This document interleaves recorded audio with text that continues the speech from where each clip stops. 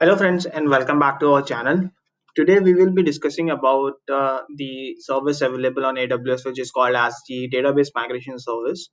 So that service is being used to migrate our databases from one engine to other engine. Suppose like we have a database currently running on MySQL and we want to migrate it into Oracle or the Aurora PostgreSQL, then we can leverage this database migration service, and it also provides a mechanism to migrate our on-prem databases into cloud. So suppose we are having a cloud on-prem environment where we have multiple databases and different engines are being used for that. So we will be leveraging this service to migrate our data into cloud. So basically, if we go to the documentation, it clearly says that it's being used to migrate databases. The source database remains fully operational. Whenever we are doing the migration, there will be no impact on the source. So suppose if you are doing any migration on the prod instances, so the connectivity to the prod instances will be there. Application will able to query back to the database and get the results.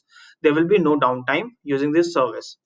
And if we are migrating from the same engine like Oracle to Oracle, then there will be no mismatch.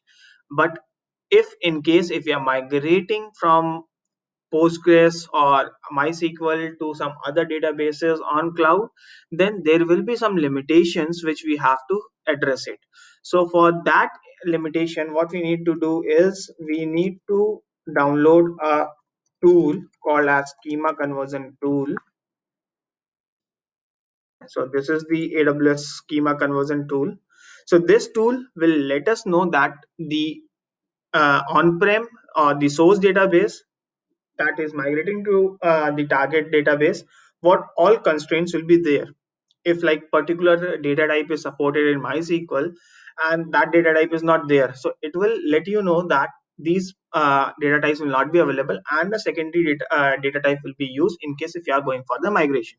So it will give you the proper PDF format report in which you can go through each and every user schemas, tables, everything will be listed out there.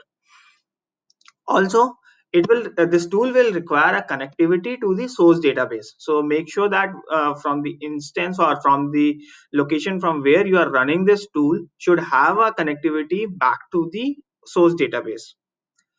So in this video, what we will be learning is we will be creating a DMS instance, then we will be creating the endpoints and the replication task, so with which the replication will happen between the source to target database. So basically, the DMS service needs a platform, or you can say the infrastructure on which these replication tasks will be run. So we have to create a DMS instance, then we have to create the endpoints for the source and the target databases. So these two endpoints will be created. Once this is completed, we will be creating the replication, like what all rules. Suppose if we want to ignore certain tables in a schema, then we can define it in our replication task, that utility we have. So let's jump on to our console. So for this demo purpose, what I have done is I have created two databases. One is the MySQL database, which is database one, and the other one is the Aurora PostgreSQL. So we will be migrating from MySQL to Aurora Postgres. Usually this transformation or this migration you cannot find anywhere, like normally people do from MySQL to Oracle or Oracle to Oracle. But I just going through this part also, like using PostgreSQL, because that is the most used database in our current time because of its functionality, the costing, and other aspects also. So what I have done is on the MySQL, I have created a table which is having certain records, or three records which is being there. So I will be using this one. So what we will be doing is we will open our data migration service. So it's then we have to go to the replication instance. So first we have to create a replication instance. So let's click on the create replication instance. Here we have to give a name. So AD Labs Demo DMS. This is something which I'm giving up as a name, which with which this replication instance will be called up. This is the ARN. This is optional. If you want to give a friendly name to override your DMS ARN, which is being provided by default by AWS, then you can utilize this service. We will give a description, just test DMS service. Then we will select the instance. So for now, I will be selecting T3 micro because the database which I'm using is not that much heavy. The engine version will be 3.44. This is the version with which the replication will happen. So the database instance will have this engine version. So this is the engine version which is being provided by AWS, and we have the options of selecting it the different versions. And if you want to check it out, the version details, what all features and everything is being included in these features, you can click on this DMS version. It will open into a different browser tab, and here you can see the release notes about what all things have been upgraded, what it supports, what it's not supports. Everything will be listed out here. So for our demo purpose, we will be selecting 3.4.4. Allocated storage, I will take it as 50. VPC, I will choose my default VPC. Publicly accessible, no, I will not select that, and will click on create. So this DMS instance will take some time to get created. So I will pause the video, and once it's being created, then we can resume it. So let's create our endpoints also, which is being required. So we will go to the endpoint section on the left hand side and click on create endpoint. So first we will be selecting our source endpoint. So the identifier, like if we are using the same AWS account, or in case if you are not migrating from on-prem to cloud to cloud only, then you can have the option of selecting this DB instance. So it will list out the DB instance available here. However, what I will do is I will show you how we create it. So this is the identifier name with which this endpoint will be called up. So we will name it as source endpoint MySQL. Then I will select the engine. So my engine is SQL Server. So this will be my SQL Server. Then I have to provide the credentials. So in case if you want, if you have a secrets manager where you have saved all your credentials, then you can use the secret manager and provide the secret ID and the IAM role, these details. But however, we will be providing the details here. So I will go here, will pick the endpoint. So this will be my endpoint. Database connects on 3306 port. So we'll put at 3306. The username will be the username with which you have created. So in case if you are in a production environment and you cannot use the admin credentials, then you can ask the DB team to create a user and provides you the elevated privileges to access the database. Now the database name, we will take it from here. The database name will be nothing. So let's create the endpoint. Let's give it as a database one. Sorry.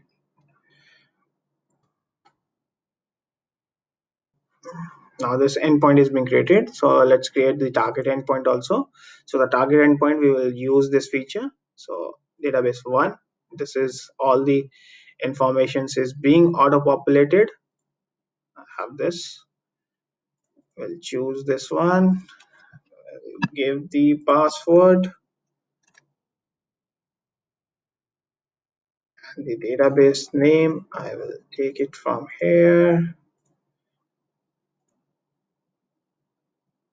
Configuration, DB name, this, and we are done with our both the endpoints. So let's see our application instance if that is being completed. So it's still in progress. We'll resume once this application instance is being completed. So now our application instance is available. So till now, what we have completed is we have created the DMS instance, we have created the endpoints. So it's a time to check the connectivity of the endpoints which you have created. So I will test the connection. So here you have to select the replication instance on which this test endpoint will be running up. So let's click on the run test and this will run. So now the test connection has been completed. So I just made a mistake like selecting the endpoint. So I have selected the Microsoft SQL Server. So that's why it was failing. So I've just updated the endpoint engine to MySQL because my engine was MySQL, and have tested the connection. So it was successful. And in parallel, I have tested the target endpoint also. So that connection is also successful. So now our next task is to create the migration task. So let's click on the database migration task. And before creating the migration task, let me show you the Postgres DB. So this is the DB which I am having. And currently we don't have any schemas available in this one. So what I will do is I will create a schema. I will name it as test underscore owner and we'll click save. So I have got the new test schema, and inside this I don't have any tables. So what we will do is we will migrate this table from the test underscore owner, table name is tutorials underscore tbl. We will migrate this table into Postgres. So for that, what we need to do is we have to create a task. So in that task, we have to name it as the task. So application demo. I will choose the application instance which I have created, the source endpoint. So this is the source endpoint which you have created. So we have to select it. The migration type, like we need to migrate the existing data, replication, migrate the data and the replication to be happening up. This is also available, and only the replication whenever there is a data change. So suppose on-prem you have updated something, so that will be replicated into our target database. So for now we will be selecting migrate existing data. So in the task setting, what we need to do is we will be truncating our table. So whenever there is a load, it will truncate the existing table. If there is any data available, we can select the do nothing or drop tables on target. That depends on totally on you. So for this demo, we will be selecting as drop tables on target. Then we'll keep all these settings similar. Now we have to make the mappings, like what mappings you want to have. So here we will select like enter a schema. So we'll select as test underscore owner. We'll select all the tables. We'll include this test underscore owner into our table. So selection rules basically applies on the source database, and the transformation rules will apply on the target database. So this is done. Now we will add a transformation rule. So we will select a schema. Schema name will be w test underscore owner and select as make lowercase. So this is the actions which are available, like we want to rename our table to certain values, we can do that. We can make it a lowercase, we can make it a uppercase, we can add a prefix. All these options is being there. So for this demo purpose, we will be taking as a make lowercases. We'll leave all the settings as it is, and we'll click on the create task. So this task is getting created for us. It will take some time. So I will pause the video and we'll come back once it's been created. So now our migration task is being ready, and we will select this migration task. We'll go to the actions and we'll click on restart and resume. So this will start our loading. So let's go into the sections, and on the table statics, you will be finding up the details of how many records have been loaded or what was the details. Everything will be coming into this section. So we have triggered it. It will take some certain time to apply, and in the meantime we can see what all things we have applied in our mapping rules. So schema name is test underscore owner, and the table, all the tables which is inside this test owner will be included, and it will be transformed into the schema which is called as test owner, and will convert all the names into the lowercase. So see, the table status is being updated. So the test owner elapsed time is less than 1 second. We have a full load of 3 rows. Total 3 rows is being eh, performed, and it's being completed. So let's go to our database and refresh it here. So now we got our table. So tutorial underscore table is being created. So let's query this to view the data, like what all data we have.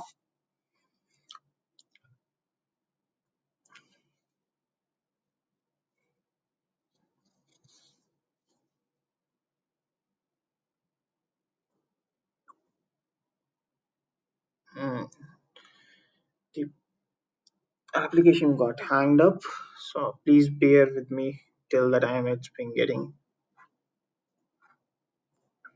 So now our application has returned the value. So this is the 3 entries which we have on the Postgres, and the same is being on our table. Just a second. Yeah. So 1, 2, 3, John Paul Abdul Sanjay, and the same we have John Paul Abdul and Sanjay, and we have the data types which is being converted here. So this way you can utilize this service, DMS application service, to migrate your on-prem databases. And if you have any questions regarding this service and you are facing some challenges in configuring this service into your account, then please let me know in the comment section. And if you are new to our channel, please subscribe and do like this video. Thanks all for watching this video. Bye bye.